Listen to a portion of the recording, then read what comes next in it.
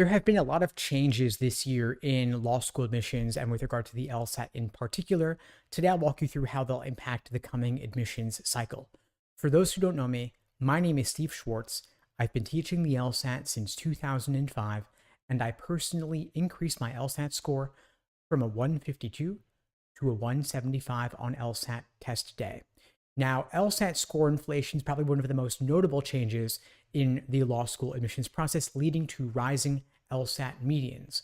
What is the reason for all of this LSAT score inflation? There's a couple of factors. One is the LSAT Flex format. Introduced at the beginning of the pandemic, the LSAT was moved from being in person to being online on a computer. They shortened the format from 5 sections to 3, and they underestimated the impact this would have on LSAT scores, meaning that LSAC did not recognize the LSAT would be a lot easier when you could take it from home, and when they cut it from 5 sections to 3, nearly cutting the length of the exam in half, removing the extra unscored experimental section, making the whole experience a lot less stressful.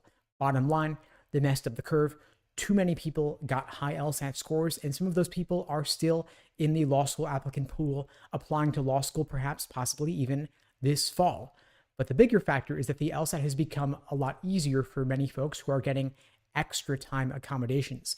LSAC has become a lot more liberal in granting extra time. It used to be they approved roughly 70% of requests.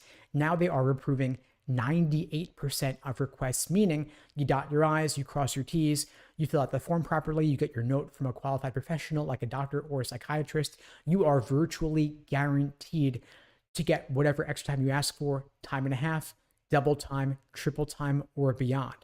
Keep in mind that standard timing is 35 minutes per section. There are students out there getting 160 minutes per section. They're getting more than quadruple time on the LSAT. You better bet that can have a significant impact on that person's ability to get a high score, and law schools will never know whether you got extra time or not. So when you wonder, why does Yale Law School have an LSAT median of 175? Why do all of the T14 have LSAT medians of 170 or above? I suspect this is the biggest reason, and this is not changing anytime soon.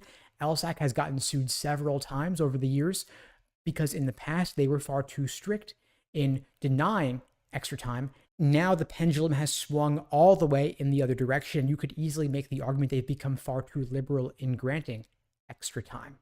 Whatever you think of this change, bottom line, it's going to contribute to rising LSAT medians.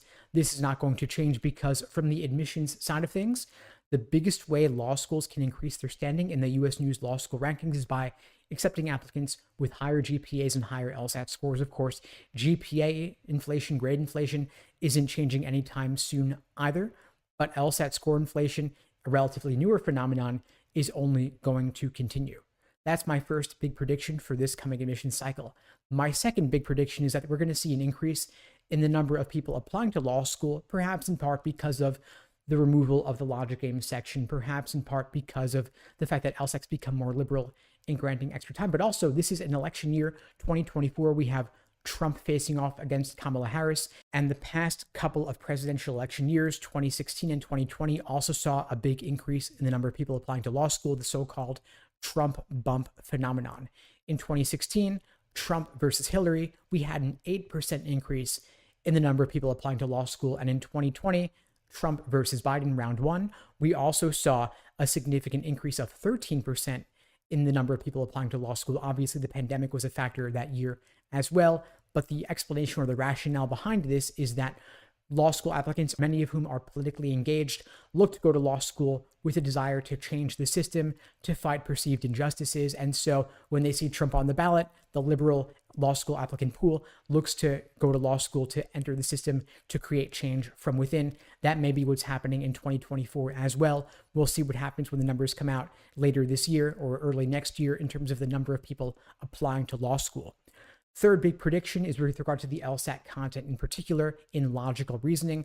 We've seen early indications on LSAT experimental sections going back to November of last year that there was more formal logic in those logical reasoning test sections, meaning that LSAC may be looking to include more formal logic in logical reasoning going forward, starting in August, since of course they cannot test those concepts any longer in the logic game section, since there will not be a logic game section on the LSAT starting in August. So we may see more quantitative reasoning tested in the logical reasoning section, more questions involving numbers versus percentages, absolute versus relative values. We'll see, of course, what happens on the August LSAT going forward, but you may want to brush up on these concepts if you're taking the LSAT in the near future. And if you'd like my help on your journey to scoring a 170 or above, check out the links below to find out more and to book a call with me and my team.